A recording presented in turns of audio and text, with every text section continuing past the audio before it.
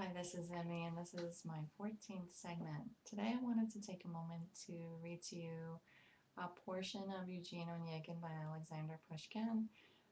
Eugene Onegin is basically about a young girl, Tatiana, who falls in love with an older, more sophisticated gentleman, Eugene Onegin, and he refuses her advances. But then later on, they meet again, and she's this older, more sophisticated woman, and he finds her more attractive at this point, and it's just very interesting, their interactions. So if you've never read it, check it out. But here's just one translation. It's actually not the translation that I came across initially, but here's a translation of Tatiana's letter to Onegin.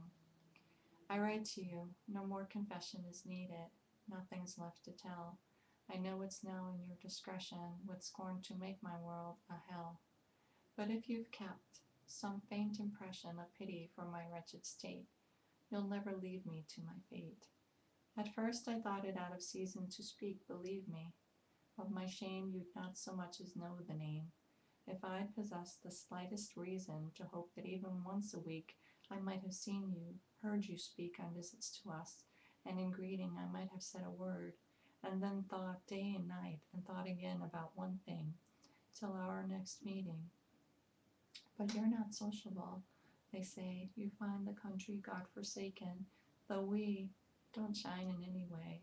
Our joy in you is warmly taken. Why did you visit us, but why?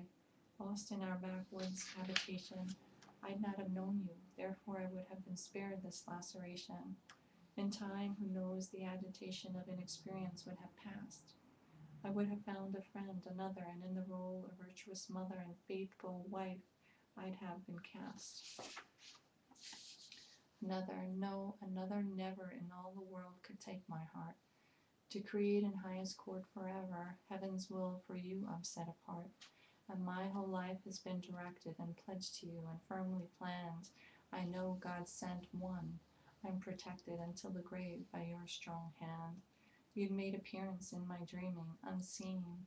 Already you were dear. My soul has heard your voice ring clear, stirred at your gaze, so strange, so gleaming long, long ago. No, that could be no dream. You'd scarce arrived, I reckoned to know you, swooned, and in a second, all in a blaze, I said, it's he. You know it's true how I attended, drank in your words when all was still, helping the poor, or while I mended with balm of prayer my torn and rended spirit that anguish had made ill. At this midnight of my condition, was it not you, dear apparition, who in the dark came flashing through, and on my bedhead gently leaning, with love and comfort in your meaning, spoke words of hope? But who are you, the guardian angel of tradition, or some vile agent of perdition, sent to seduce? Resolve my doubt. Oh, this could all be false and vain, a sham that trustful souls work out.